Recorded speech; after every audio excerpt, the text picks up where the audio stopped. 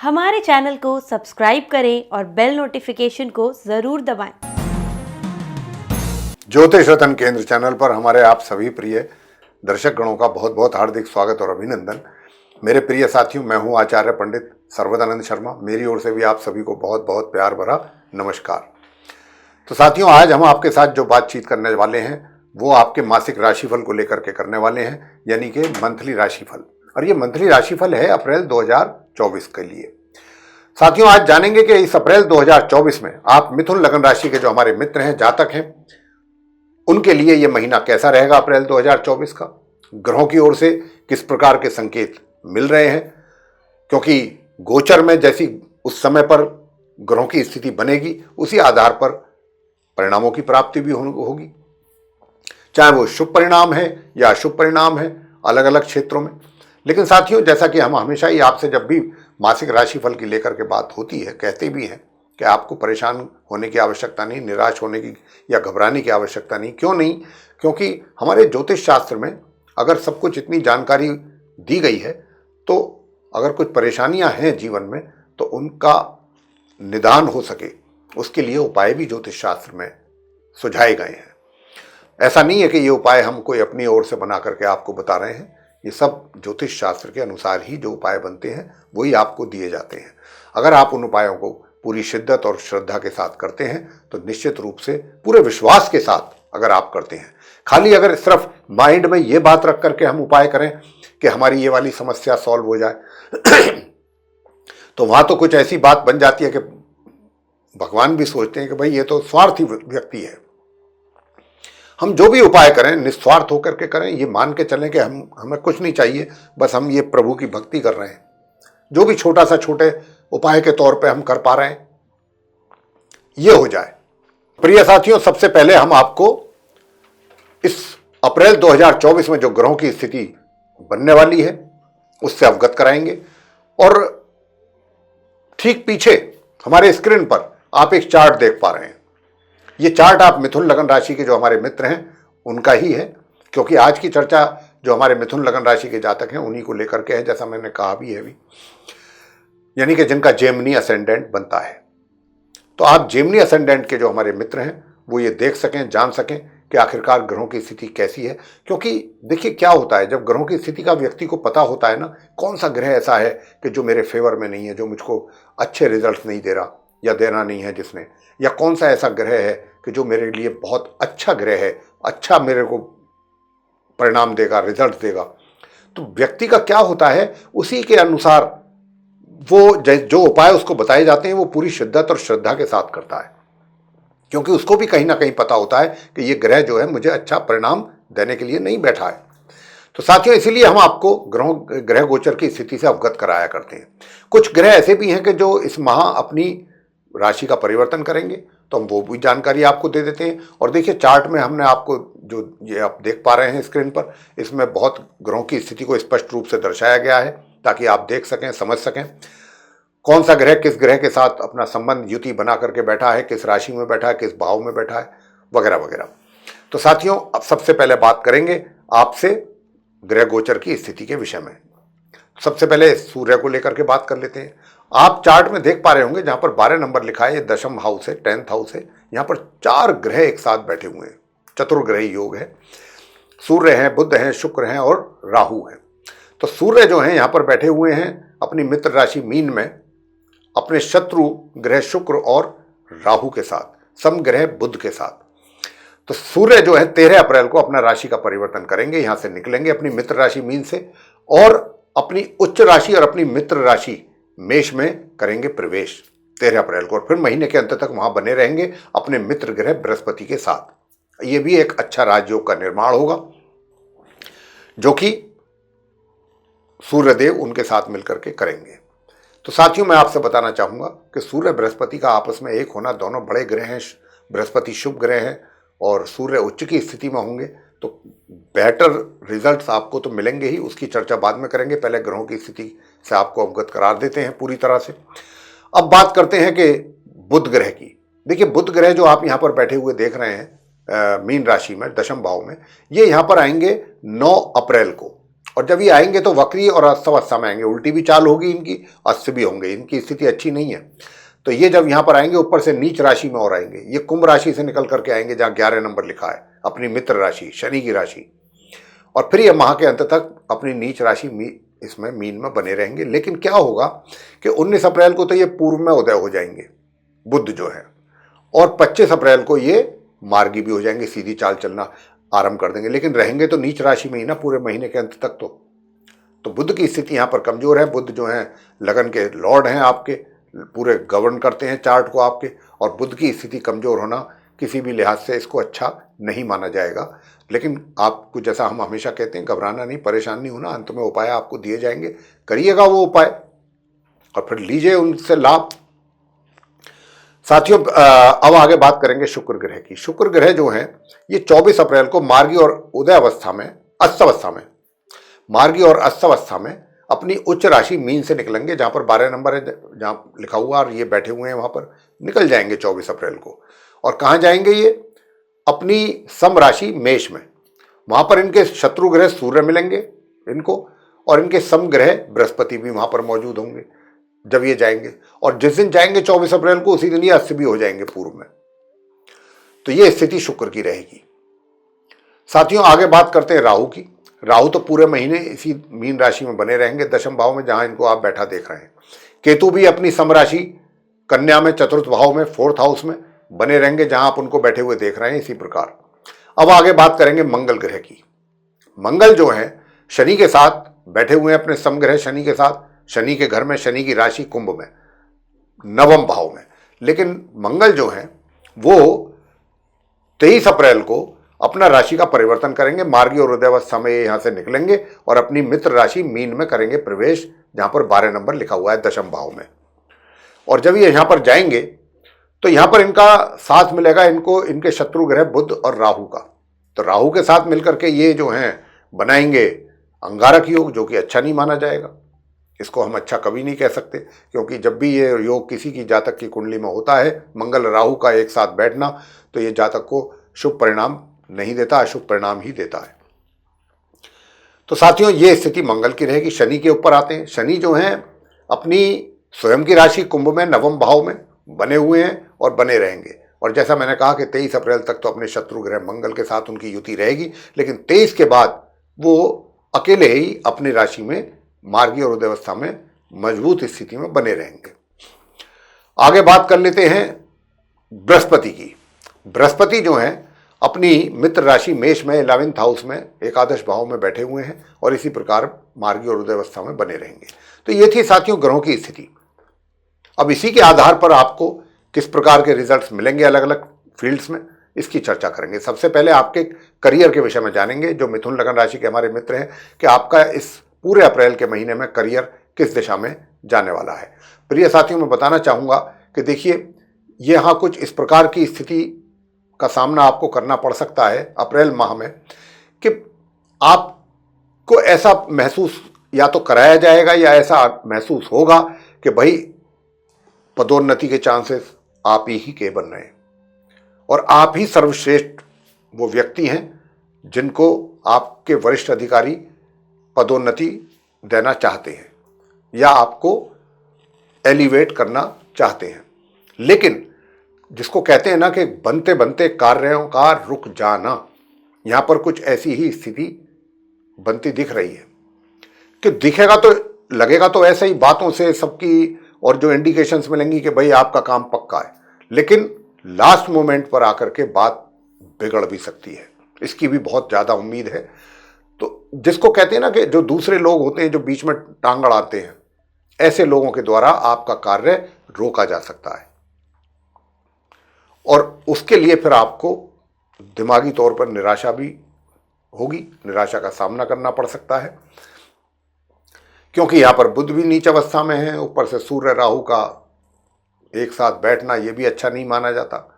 शुक्र की स्थिति जरूर बेटर है, लेकिन शुक्र भी अकेले क्या कर लेंगे, शुक्र भी अस्त हो गए। तो शुक्र जो है कोशिश तो कर रहे हैं कि आपकी चीज़ें जो है, लेकिन वो अकेले कुछ कर नहीं पाएंगे, क्योंकि बाकी ग्रहों की स्थिति इतनी मतलब जटिल है कि शुक्र अकेले यहाँ पर कुछ नहीं कर पाएंगे। ये स्थिति जो है मैं आपको बताऊं 13 तारीख तक ज्यादा खराब है इस महीने की, जो हमने अभी आपको बात बताई है आपके करियर में। 13 तारीख के बाद से जब सूर्य अपना, जैसे मैंने कहा, राशि परिवर्तन करके निकल जाएंगे, तो फिर परिस्थितियों में कुछ थोड़ा बहुत सुधार होता हुआ दिखेगा, थोड़ा बहुत, ज्यादा तो नहीं। थोड़ा आप भी अपने मन को समझाएंगे कि चलो ठीक है, आपको भी समझाया जाएगा कि भाई इस बार नहीं हो सका किसी कारण, चलिए अगली बार आपका जरूर कंसीडर करेंगे, ऐसा होगा वैसा होगा। तो साथियों, करियर को लेकर के मैं इसीलिए आपको ये चीजें बता रहा हूं ताकि आप मेंटली अपने आप को प्रिपेयर कर लें पहले से पहले ही। बहुत ज्यादा एक्सपेक्टेशंस ना रखें। कोई बेशक चाहे आपको कितनी एश्योरेंस क्यों ना दे रहा हो, क्योंकि जैसा मैंने कहा कि फिर अंत में आकर के आपको निराशा ही हाथ लगेगी। तो इसलिए आप अपने आप को मेंटली प्रिपेयर रखिए कि मेरा कुछ अभी फिलहाल अभी कुछ होने वाला ऐसा खास है नहीं, अभी तो मुझे बस क्या है, मुझे मेहनत ही करनी है, परिश्रम ही करना है।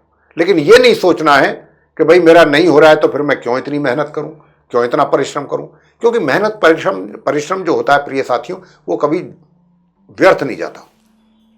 उसका एक ना एक दिन प्रभाव जरूर दिखाई देगा और जरूर आपको उसका लाभ भी मिलेगा आने वाले समय में। ये आप अनुभव करेंगे, एक्सपीरियंस होगा आपको इस बात का, बेशक चाहे अभी ना हो, इस महीने ना हो। लेकिन साथियों, जैसा मैंने कहा कि 13 तारीख के बाद से आपकी जो धन की स्थिति है, निश्चित रूप से उसमें अच्छा सुधार भी होगा। और कहीं से आपको, देखिए क्या होता है, कई बार जरूरी नहीं है कि आपकी पदोन्नति ही हो जाए। कई बार क्या होता है कि धन के रूप में भी आपको धन की वृद्धि हो जाती है, इंक्रीमेंट अच्छा मिल सकता है, या कहीं से ऑर्डर अच्छा मिल सकता है। अगर आप व्यापारी हैं तो कहीं से बल्क क्वांटिटी में ऑर्डर मिल सकता है, जिसके कारण आपके पास काफी धन का आगमन हो। इसी प्रकार रोजगार में भी। तो धन की स्थिति 13 तारीख से बहुत अच्छी रहेगी। कहीं इधर दूसरी रिसोर्सेज से भी आपके पास धन आ सकता है, ये स्थिति भी बनेगी।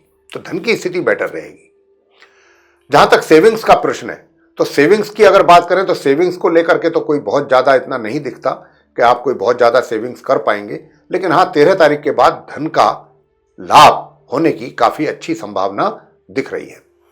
जहां तक सुखों का प्रश्न है, प्रिय साथियों, मैं आपको बताना चाहूंगा कि मिले जुले सुखों का भी आप लाभ ले सकेंगे इस महीने। और अगर माता की बात करें तो माता का आशीर्वाद जरूर लीजिए, आपके लिए बहुत आवश्यक है माता का आशीर्वाद। या माता के समकक्ष कोई ऐसी अगर हैं, इतनी उम्र की महिला हैं, उनका आप आदर करें, मान सम्मान करें, आपके लिए बहुत अच्छा रहेगा। यह भी एक अपने आप में उपाय है। आगे बात करते हैं कि भाई आपके प्रेम संबंध कैसे रहेंगे। तो प्रेम संबंधों के लिए बताना चाहूंगा कि देखिए, प्रेम संबंध जो है आपके जो बनेंगे वो 24 तारीख से बनेंगे ज्यादा अच्छे। 24 तारीख से और महीने के अंत तक जो भी पीछे आपकी कॉन्वर्सेशन प्रॉपरली नहीं हो पाई, या आप एक दूसरे से नहीं मिल सके, या एक दूसरे को कम्युनिकेशन गैप हो गया आप दोनों के बीच में, वो 24 से 30 के बीच में पूरा हो पाएगा। लेकिन विवाह का योग कोई नहीं है। हाँ, मित्रता आपकी रहेगी, मित्रता को एंजॉय आप करेंगे 24 तारीख के आगे, माह के अंत तक। विवाह को लेकर के कैसे स्थिति रहेगी? देखिए, विवाह की जहां तक प्रश्न है, विवाह का जो सुख है आपको मिलता रहेगा पूरे माह। वैवाहिक सुखों में कोई किसी प्रकार का कोई व्यवधान या कोई कमी हमें दिखाई नहीं देती है। ऐसी ग्रहों के आधार पर वो सब आपके लिए चीजें चलती रहेंगी जीवन में, सामान्य से मध्यम रूप में, कोई दिक्कत नहीं। बात करेंगे पारिवारिक संबंधों की। प्रिय साथियों, पारिवारिक संबंधों में क्या है, थोड़ा उतार चढ़ाव जरूर रहेंगे पूरे माह। कभी बेटर स्थिति होगी, कभी थोड़ा सा कमजोर होगी, ये चलता रहेगा पूरे महीने, परिजनों के साथ, फैमिली मेंबर्स के साथ। बात करेंगे शिक्षा को लेकर के, शिक्षा कैसी रहेगी। देखिए, शिक्षा तो आपकी पूरे महीने ही अच्छी है। हाँ, 13 तारीख के बाद से हो सकता है कि कुछ या तो सिलेबस बढ़ जाए या कुछ और चीजें आपके लिए कुछ परेशानी का कारण बन जाए, लेकिन आप उन परेशानियों से भी पार हो जाएंगे, निकल जाएंगे बाहर, और अच्छे परिणाम आपको मिलते रहेंगे, आप लेते रहेंगे अपने लिए एजुकेशन से। इसी प्रकार संतान की बात करें कि माता पिता को बताना चाहेंगे कि संतान की ओर से भी अच्छे परिणामों की प्राप्ति, जिसको हम मध्यम परिणाम कहते हैं प्राप्त होते रहेंगे, उसमें किसी प्रकार की कोई कमी नहीं रहेगी। कहीं कहीं ऐसा हो सकता है, वो भी 13 तारीख के बाद से, कि कोई आप रिजल्ट अचीव करना चाहें, वो ढंग से पूरी तरीके से पूरे कायदे के अनुसार आपको ना मिल सके, थोड़ी बहुत उसमें कमी पेशी रह जाए, ये जरूर हो सकता है। अन्यथा कहीं ऐसी कोई निराशा वाली बात नहीं है, निराश होने वाली बात नहीं नजर आती कि आपको निराश होना पड़ जाए। बात करेंगे अंत में स्वास्थ्य की, कि स्वास्थ्य आपका कैसा रहेगा। प्रिय साथियों, मैं बताना चाहूंगा, स्वास्थ्य को लेकर के आपको बहुत सावधान रहने की आवश्यकता है। इस पूरे महीने आपका स्वास्थ्य बिगड़ सकता है। अगर आप चाहते हैं कि आपको अपना स्वास्थ्य ठीक रखें तो समय समय पर मेडिकल चेकअप भी करा लें, अपना चेकअप कराते रहें। खान पीन का विशेष ध्यान रखिएगा, अगर आप अपने खान पीन का भी ध्यान रखेंगे। और दूसरी बात कि देखिए, मैं ये भी आपसे बताना चाहूंगा कि स्वास्थ्य जो है, ऐसा नहीं होता है कि भाई बहुत गंभीर हो जाए, हम गंभीर की बात नहीं कर रहे हैं। छोटी मोटी भी समस्या अगर हेल्थ को लेकर के हो जाती है तो व्यक्ति जो है बहुत डिस्टर्ब हो जाता है, कोई भी व्यक्ति क्यों ना हो। तो यहां पर ऐसी ही परेशानियां जुड़ी हुई नजर आती हैं स्वास्थ्य से रिलेटेड, हेल्थ से रिलेटेड, जिसका आपको ध्यान रखना चाहिए। उसको लेकर के काफी कॉशियस रहने की आवश्यकता है। तो प्रिय साथियों, ये था आप मिथुन लगन राशि के जातकों का राशिफल। अब आपको बताने जा रहे हैं वो उपाय, कौन से वो उपाय आप करें कि जिनके करने से आपको कुछ अच्छे परिणामों की प्राप्ति हो सकती है। और 23 तारीख के बाद से भाग्य का भी सपोर्ट आपको मिलेगा, ये भी मैं आपसे कहना चाहता था, लेकिन मैंने कहा कोई बात नहीं भाई, और चीजें हैं मैंने बताई हैं। भाग्य सभी के साथ जुड़ा होता है, सभी चीजों में जुड़ा होता है, लेकिन अब मैं स्पष्ट रूप से भी कहना चाहूंगा कि भाई 23 तारीख के बाद से आपके भाग्य में भी वृद्धि है और चीजें आसान होंगी, लेकिन परिश्रम करना पड़ेगा, बैठ के नहीं मिलेगा, परिश्रम बहुत करना पड़ेगा। साथियों, यहां पर कौन से उपाय आपको करने चाहिए? उपाय आपको करने हैं, जो महिलाएं हैं और जॉब करती हैं और उनको अपने जॉब में समस्याएं आ रही हैं, या व्यापारी हैं, वो बिजनेसमैन है, बिजनेस टाइकून है, उनको समस्याएं आ रही हैं, उनको लाल कपड़े का दान करना होगा। मंगलवार के दिन लाल मसूर की दाल लेकर के उसका भी दान करना होगा मंगलवार के दिन। साथ में कुछ पैसे रख करके किसी गरीब व्यक्ति को आप दान कर दीजिए। और इसके अतिरिक्त मंगलवार के दिन बंदरों को आप गुड़ और चने जरूर खिलाइए, पूरे महीने खिलाइए, बहुत आवश्यक है। और इसके साथ साथ दुर्गा सप्त श्लोकी का पाठ करना बिल्कुल ना भूलें। और प्रातःकाल आप विष्णु सहस्त्र नाम का चाहे 5 ही मिनट पाठ करें, अवश्य करें। विष्णु सहस्त्र नाम का प्रातःकाल, दुर्गा सप्त श्लोकी का भी, दुर्गा सप्त श्लोकी का बहुत छोटा 7 मंत्र होते हैं, उसमें बहुत छोटे छोटे उपाय दे रहे हैं। मंगलवार के दिन गुड़ चने का प्रसाद, गुड़ चने आप जो है गुड़ चने का प्रसाद हनुमान जी को भी चढ़ा सकते हैं। और अगर बंदर कहीं नहीं मिलते हैं आपको तो हनुमान जी के श्री चरणों में जाके गुड़ चने का प्रसाद चढ़ा के आए, वहां बैठ करके हनुमान चालीसा का पाठ करें, हनुमान स्तोत्र का पाठ कर लीजिए। तो ये 3 उपाय आप जरूर करें। भगवान विष्णु जी की पूजा विष्णु सहस्त्र नाम का पाठ करके, और दुर्गा सप्तश्लोकी का पाठ प्रातःकाल, और हनुमान जी के दिन ये काम कर लीजिए बजरंगबली का जो हमने बताया है। तो प्रिय साथियों, अगर आपने ये उपाय किए तो निश्चित रूप से आपको उसके अच्छे ही परिणाम प्राप्त होंगे, ऐसा मान करके आप उपाय करें। तो साथियों, अगर आपको ये वीडियो हमारा पसंद आया है तो आप इसको लाइक जरूर करें और चैनल को भी सब्सक्राइब करना ना भूलें। अधिक से अधिक मात्रा में आप वीडियो हमारा शेयर करें ताकि दूसरे भी लोग इस जानकारी का लाभ ले सकें। और यदि आप चाहते हैं कि आने वाले दिनों में जो भी हमारी वीडियोस एस्ट्रोलॉजी से रिलेटेड बनेंगे वे सभी आप तक आसानी से पहुंच सकें, तो आप बेल आइकन जरूर प्रेस कर दीजिए। इसी के साथ आप सभी का सहृदय बहुत बहुत धन्यवाद। जय माता दी।